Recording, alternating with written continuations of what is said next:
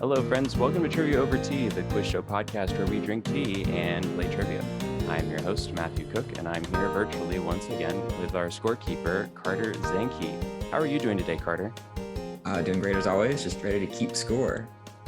Yes, and for those of you listening out there, Carter and I recently were able to get together in Boston. It was a great time, and Carter has also this past week helped me remove a virus from my computer. So it's been a big week for our friendship. So always good to see you, Carter.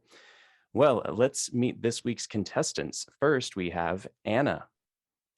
Hello, I'm Anna. I'm not good at trivia, but I'll try not to embarrass myself. And I'm drinking Earl Grey tea. Lovely. Well, thank you for being here, Anna. And we also have another Matthew. Hey everyone, Matthew here. I'm not an expert at trivia either. I do like to do some bar trivia on Thursdays, and I'm drinking peach honey tea today. Lovely. I think you're the third, or I guess the fourth different Matthew who's been a contestant on this show. There are way too many of us, Matthew. Yeah, we're just racking them up.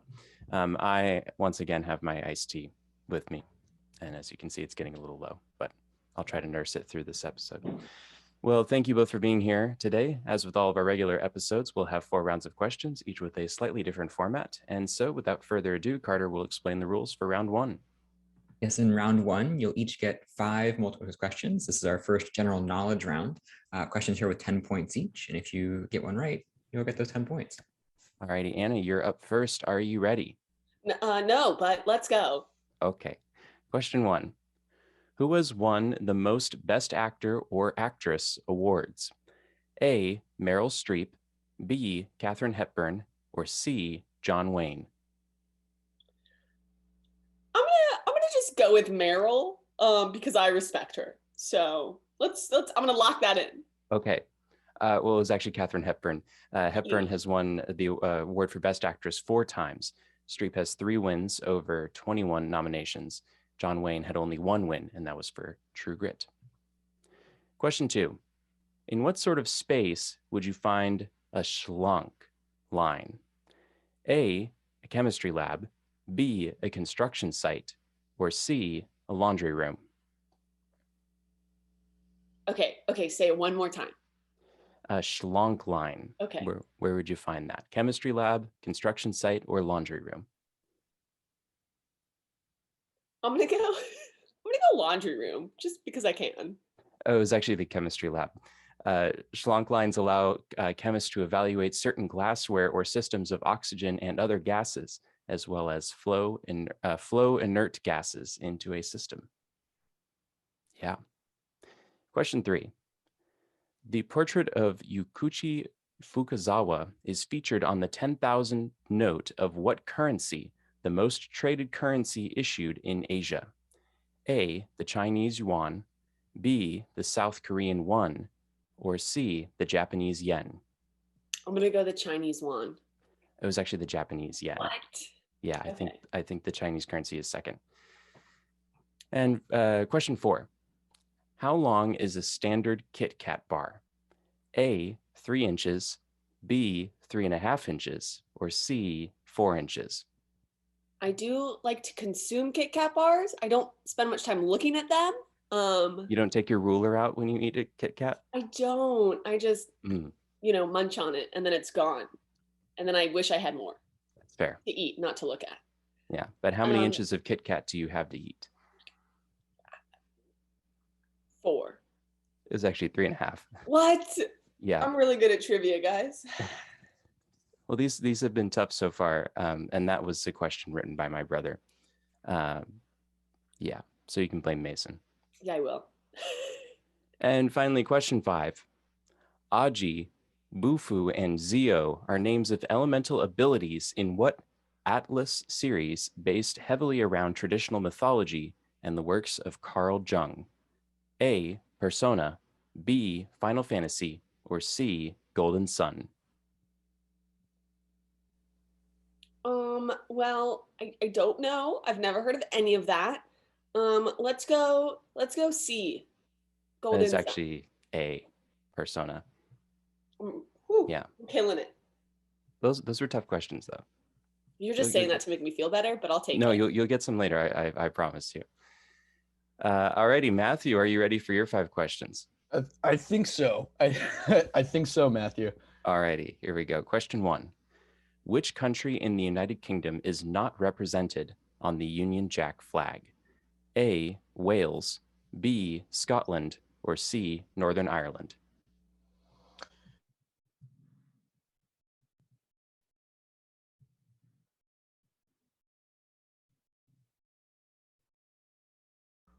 A dragon, but I could be wrong. My gut is telling me to go with Wales. Okay. You froze there for a second, but I think, it says my internet connection is unstable. Well, you're correct. It is Wales. It has the English cross of St. George, the Scottish cross of St. Andrew, and the red saltire that represents St. Patrick, so Ireland. Wales has no representation on the flag. Can you all hear me okay? Is my connection okay You're for great. now? Okay. It's the Wi-Fi here at USC. It's dreadful. Question 2. What percentage of the Earth's atmosphere is oxygen? A, 81%, B, 53%, or C, 21%? I recall this number being much lower than I initially believed it to be. I'm going to go with 21%. That's correct. The 3 most abundant dry gases are nitrogen at 78%, then oxygen at 21%, and argon at 1%. Water varies with humidity to be between 0 and 3% of the Earth's atmosphere. Question 3. The Malay Peninsula has been the center of many trading empires, including the Sultanate of what coastal city that lends its name to the nearby straits? A, Singapore, B, Putrajaya, or C, Malacca? I think my best guess is going to be a city that I know sits in Southeast Asia, is a port city and has straits nearby. I'm going to go with Singapore.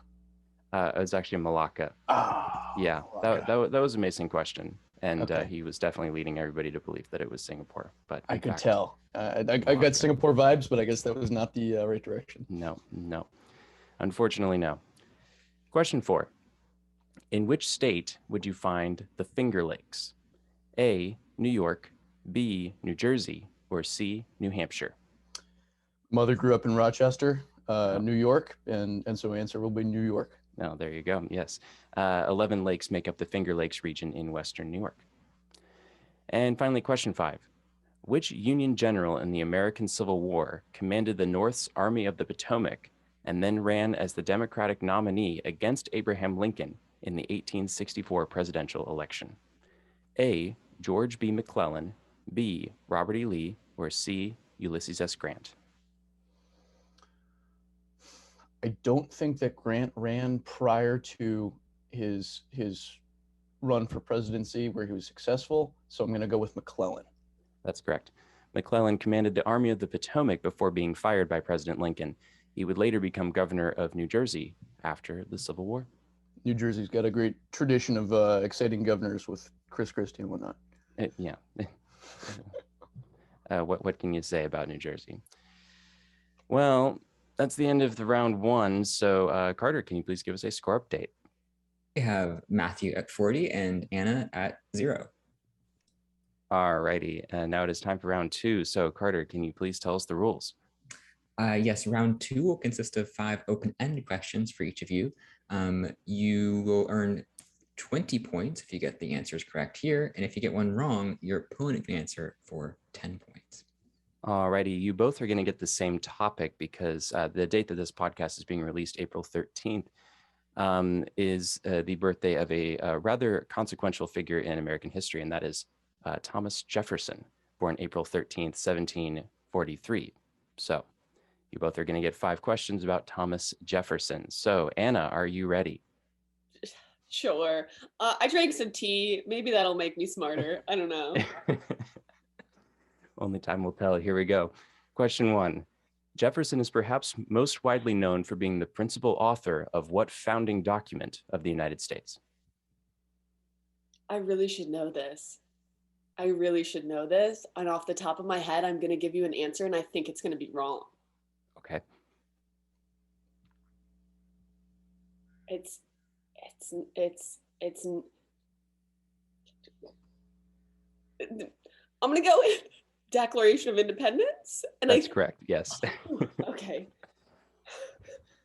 He was a part of the Committee of Five chosen by the Second Continental Congress to draft the document. The others on the committee were John Adams, Benjamin Franklin, Robert Livingston, and Roger Sherman. Question 2. Jefferson's face appears on what coin?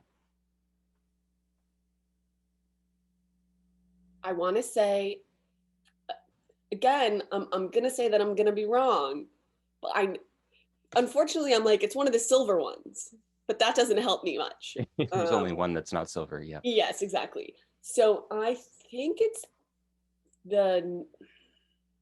either the quarter or the nickel. Those are the ones that are giving me the vibes. So I'm gonna go with the quarter. No, it's not the quarter. Matthew? I know it's not a dime, and I know which bill he's on, but I'm gonna go with the nickel. I'm gonna steal that answer. Yeah, it is he's on the nickel. George Washington is on the quarter.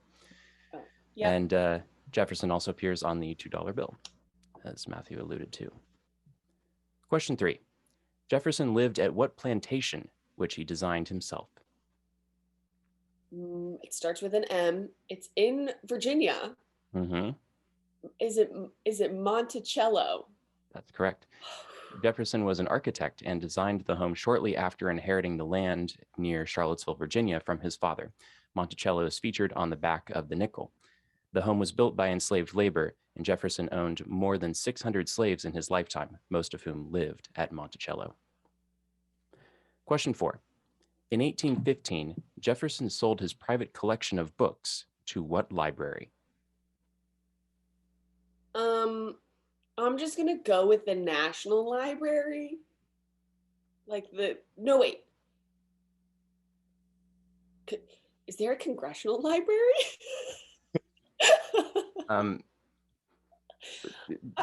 You want to give me the name of the library? I don't know that many libraries. I'm gonna go with the National Library. I think I just made that up though. I think you did too. Matthew? I'm so sorry, Anna. You were almost there. It's Library of Congress. Yeah, Library of Congress. I got the C. You did, sort of. It was sold to replace his collection was sold to replace the 3,000 or so volumes that were destroyed when the British burned Washington, D.C. during the War of 1812.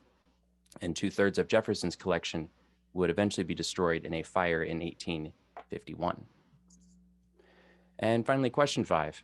Thomas Jefferson and John Adams both died on what date in 1826? What date? Yes. Okay.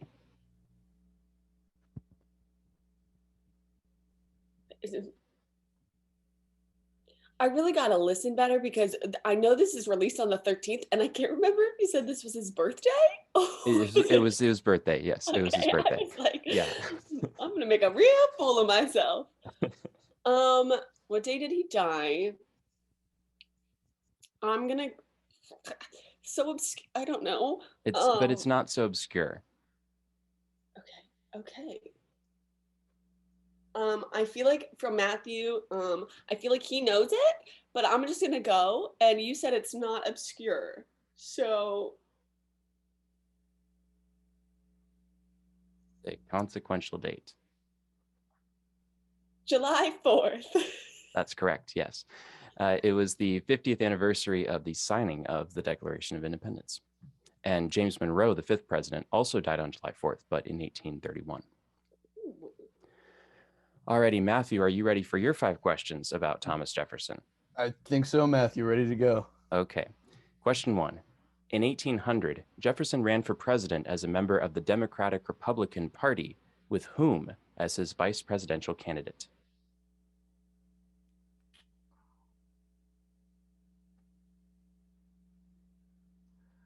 I'm gonna go with Madison. Was not James Madison. Anna, do you know? Was it? Was it Adam? No, it was Aaron Burr. Oh. Oh. See, I've never watched Hamilton, so Oh, okay. Well, but your middle name is Hamilton. I know I really should. Yeah. Yeah. This was Aaron Burr. Jefferson's relationship with Burr quickly eroded after taking office in 1801, and Jefferson dropped Burr from the ticket in 1804. And that same year, Burr killed Alexander Hamilton in a duel, effectively ending his political career. Question 2. What cabinet post did Jefferson hold during George Washington's administration? He was, I'm going to be very careful here because I have two answers in my head, but since it was a cabinet post and not an appointment, I'm going to go with Secretary of State. That's correct. He was the inaugural holder of the office. Question 3. Jefferson was known to have had children by what enslaved woman who was the half-sister to his wife, Martha?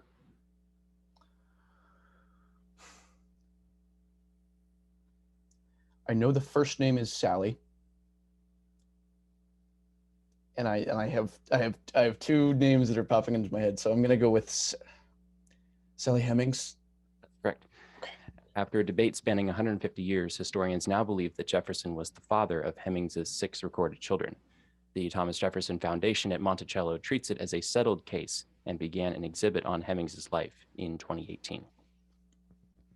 Question 4. In 1803, Jefferson named whom, his private secretary at the time, to lead the Corps of Discovery to explore the newly acquired Louisiana Territory? Lewis. That's correct, Meriwether Lewis. Lewis then selected William Clark as his partner. And finally, question 5. Because his wife Martha died in 1782, Jefferson asked what future First Lady to serve as White House hostess for social events?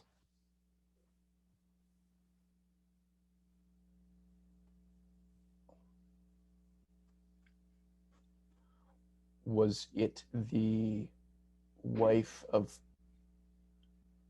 Was it the wife of James Madison? Whose name is? Ooh, okay. We're gonna go with Jane. No. Oh. Anna, do you know? No, I have no idea. I'm going to go with Mary. No, this was Dolly Madison. Dolly Madison. Yeah. Yeah. She was the hostess for all 8 years that Jefferson was in office. Didn't she introduce ice cream to the White House? Wasn't that her? That I don't know, Okay, but maybe not. that could be a fun trivia question on a future episode of Trivia Over Tea. Keep it in mind. I will have to look that up. Well, that's the end of round 2. So Carter, can you please give us a score update? We have Matthew with 120 and Anna with 60. Alrighty, now it is time for round 3. So Carter, can you please explain the rules? Yes, round 3 is a lot like round 2, but now you get a mix of questions on all different topics. Questions here are worth 30 points each. If you get one wrong, your opponent can answer for 15 points. Alrighty, Anna, are you ready for your 5 questions? Yeah, give it to me. Okay. Question 1. What interstate highway, which traverses 6 states from the Canadian border to near Knoxville, runs for 325 miles in Virginia, most of which is along the Shenandoah Valley?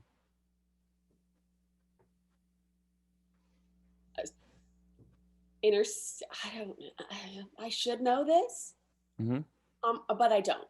So I'm gonna just throw a number out, and is it Interstate 60?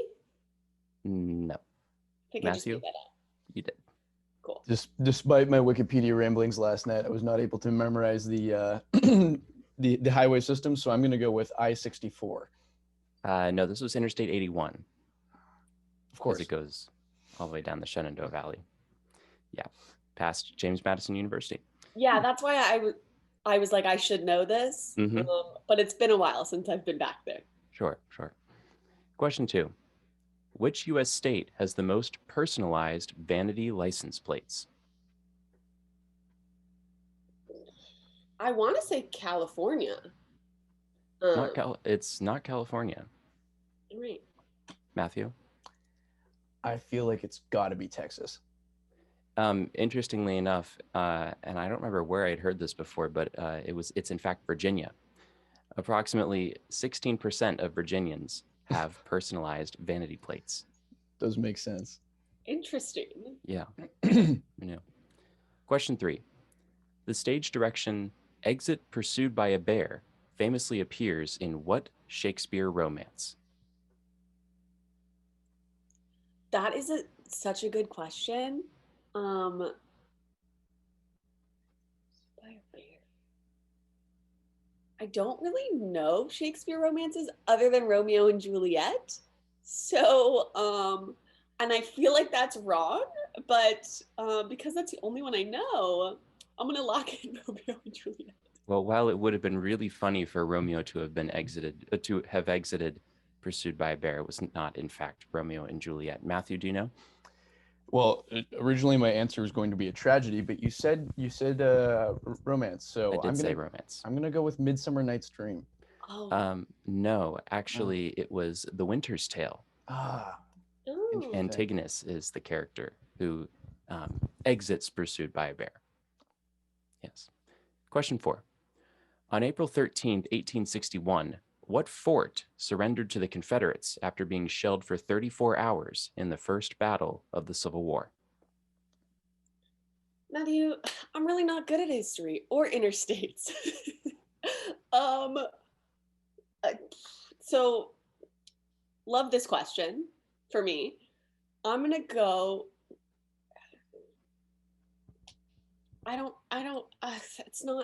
It's not Fort Knox. It's not, that's a place. Well, this is a place too. Yes, but it's not the same place, Matthew. Yeah. No, yeah. I don't know. Go ahead, Matthew, take it away. Matthew.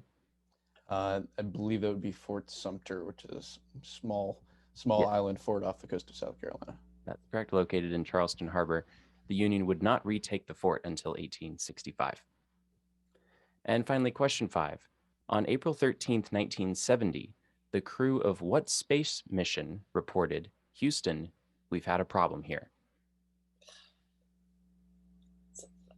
One of the Apollos. Turned into a movie starring Tom Hanks and Kevin Bacon.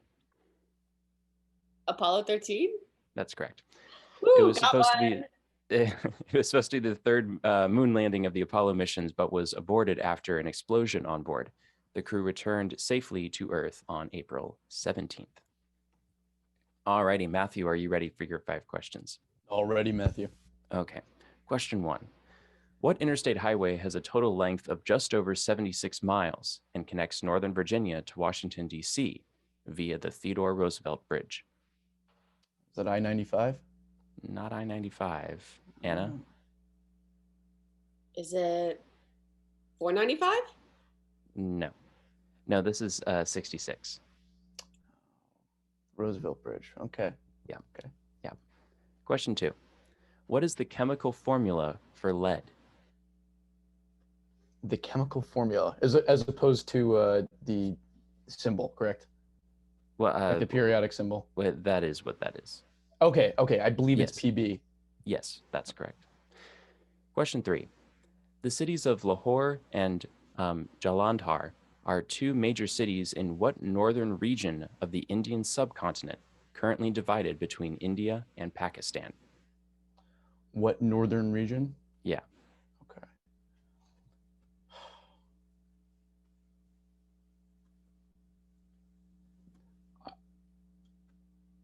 I don't believe I have a good answer for this. I'm gonna say that it's the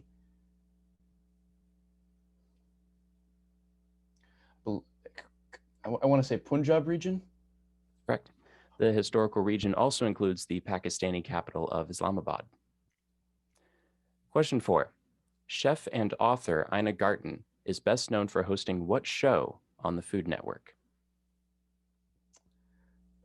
I have no clue, and I'm gonna say that it is Fresh from the Garden with Ina Garten. I don't know. That'd be a good name if it's not already. That would be a good name. It's not the correct name. Okay. Anna, do you know? I don't. I eat food. I don't really watch the Food Network, so I don't know. The show is called Barefoot Contessa, and the name comes from a store Garten bought in West Hampton Beach, New York. The original owner named it after the 1954 film of the same name, starring Ava Gardner and Humphrey Bogart. And finally, question 5.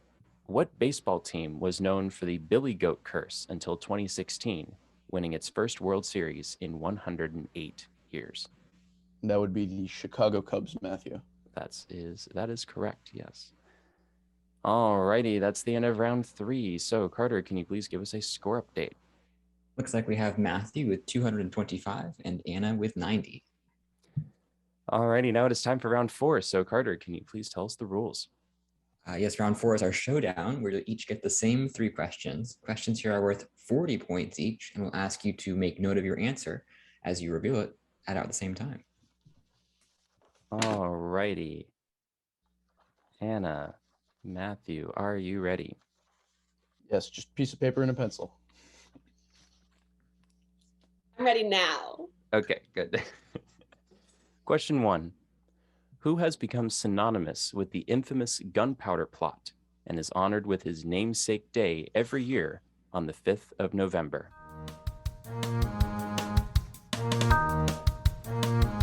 Such a good question, Matthew. I totally know the answer. Thank you. Yeah. I may or may not have written this one after midnight last night.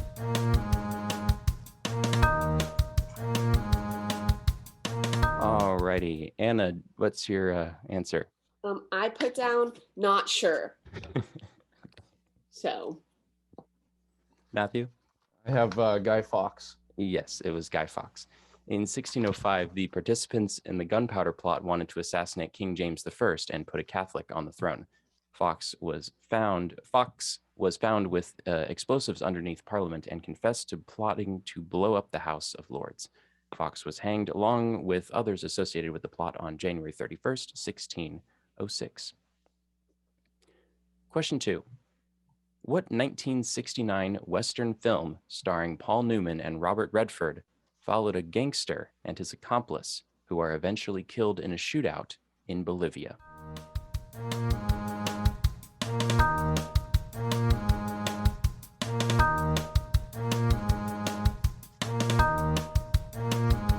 Alrighty, Anna, what is your answer? This is the only movie that I know that has to possibly do that. I put The Godfather. Okay, Matthew? It is my father's favorite film and the namesake of my cat, Butch Cassidy and the Sundance Kid. Yes, that's correct. Butch Cassidy was a famous gangster in the Old West who committed many train robberies and other holdups with his gang, the Wild Bunch. His accomplice, Henry Longabaugh, was nicknamed the Sundance Kid. I've never seen the film, but obviously very famous. It's a good one. Yeah. And finally, question 3. What play by Samuel Beckett features main characters Dee and Gogo, who anticipate the arrival of the titular character who never arrives?